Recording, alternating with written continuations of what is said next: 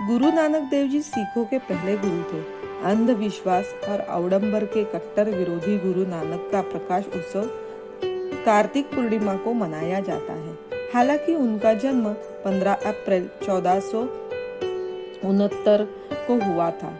गुरु नानक जी पंजाब के तलवंडी नामक स्थान पर एक किसान के घर जन्मे थे। उनके मस्तक पर शुरू से ही तेज आभा थी।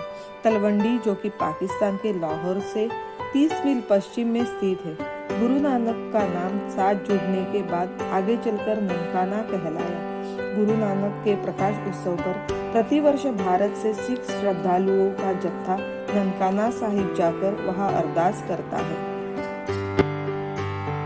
वो बचपन से ही गंभीर प्रवृत्ति के थे। बाल्यकाल में जब उनके अन्य साथी खेल कूद में व्यस्त होते थे तो वह अपने नेत्र बंद कर चिंतन में नन्हे खो जाते थे।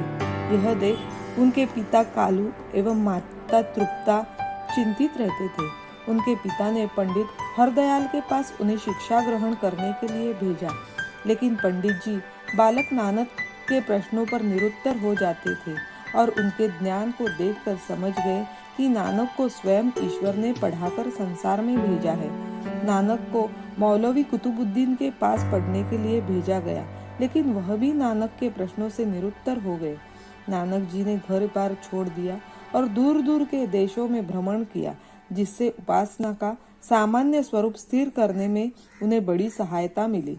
अंत में कबीरदास की निर्गुण उपासना का प्रचार उन्होंने पंजाब में आरंभ किया और वे सिख संप्रदाय के आदि गुरु हुए। गुरु नानक जी का विवाह सन 1485 में बटाला निवासी कन्या सुलखनी से हुआ। उनके 2 पुत्र श्री चंद और लक्ष्मी चंद थे। गुरु नानक के पिता ने उन्हें कृषि, व्यापार आदि में लगाना चाहा, किंतु यह सारे प्रयास नाकाम साबित हुए। उनके पिता ने उन्हें घोड़ों का व्यापार करने के लिए जो राशि दी, नानक जी ने उसे साधु सेवा में लगा दिया। कुछ समय बाद नानक जी अपने बहनोई के पास सुल्तानपुर चले गए।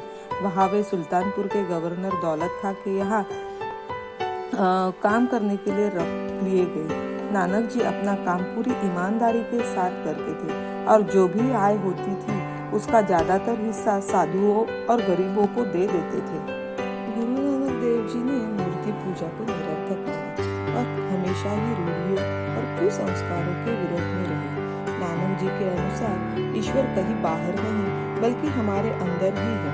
तत्कालीन इब्राहिम लोदी ने इनको कैद तक कर लिया था। आखिर में पानीपत की लड़ाई हुई, जिसमें इब्राहिम हार गया और राज्य बाबर के हाथों में आ गया। तब इनको कैद से मुक्ति मिली। सिख ग्रंथों में उल्लेख मिलता है कि गुरु नानक नित्य बेई नदी में स्नान करने जाया करते थे।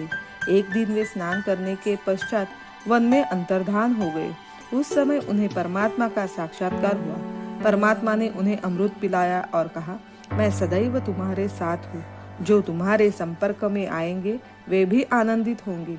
जाओ, दान दो, उपासना करो, स्वयं नाम लो और दूसरों से भी नाम स्मरण कराओ। इस घटना के पश्चात वे अपने परिवार का भार अपने श्वशुर को सौंपकर विचरण करने निकल पड़े और धर्म का प्रचार करने लगे। उन्हें देश के विभिन्न हिस्सों के साथ ही विदेशों की भी यात्राएं की और जनसेवा का उपदेश दिया। बाद में वे करतारपुर में बस गए और 1521 ईस्वी सन से 1539 ईस्वी सन तक वही रहे। गुरु नानक देव जी ने जात पात को समाप्त करने और सभी को समान दृष्टि से देखने की दिशा में कदम उठाते हुए लंगर की प्रथा शुरू की थी। लंगर में सब छोटे बड़े, अमीर गरीब एक ही पंक्ति में बैठकर भोजन करते हैं। आज भी गुरुद्वारों में उसी लंगर की व्यवस्था चल रही है, जहां हर समय हर किसी को भोजन उपलब्ध होता है। इसमें सेवा और भक्ति का भाव मुख्य होता है। नानक देव जी का जन्मदिन गुरुपूर्व के रूप में मनाया जाता है। 3 दिन पहले से ही प्रभात फेरियां निकाली जाती है। जगह जगह भक्त लोग पानी और शरबत आदि की व्यवस्था करते हैं। गुरु नानक जी का निधन सन 1539 में हुआ। इन्होंने गुरु गद्दी का भार गुरु अंगद देव बाबा लहाना को सौंप दिया और स्वयं करतारपुर में ज्योति में लीन हो गए। महान कार्य। विश्व भर में सांप्रदायिक एकता, शांति, सद्भाव के ज्ञान को बढ़ावा दिया और सिख समुदाय की नींव रखी। नानक अच्छे सूफी कवि भी थे। उनके भावुक और कोमल हृदय ने प्रकृति से एकात्म होकर जो अभिव्यक्ति की है वह निराली है। उनकी भाषा बहता नीर थी, जिसमें फारसी, मुल्तानी, पंजाबी, सिंधी, खड़ी बोली, अरबी के शब्द समा गए थे। उनकी रचनाएं गुरु ग्रंथ साहिब में सम्मिलित 974 शब्द 19 रागों में गुरबाणी में शामिल है। जपजी, सिंध घोष, सोहिला, दखनी ओंकार, आसादी वार, पट्टी, बा। गुरु नानक जी ने अपने अनुयायी को 10 उपदेश दिए जो कि सदैव प्रासंगिक बने रहेंगे।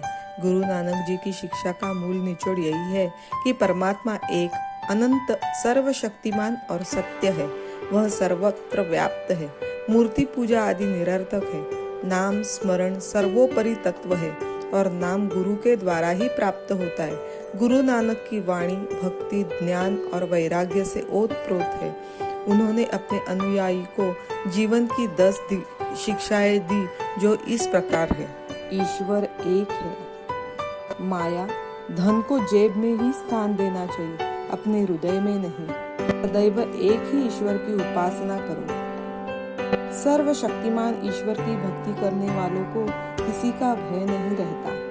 ईमानदारी से मेहनत करके उदर पूर्ति करना चाहिए। बुरा कार्य करने के बारे में न सोचे और न किसी को सताए। सदा प्रसन्न रहना चाहिए। ईश्वर से सदा क्षमाशीलता मांगनी चाहिए।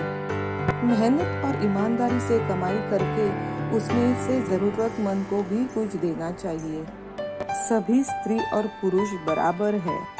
कभी भी किसी का हक नहीं छीनना चाहिए।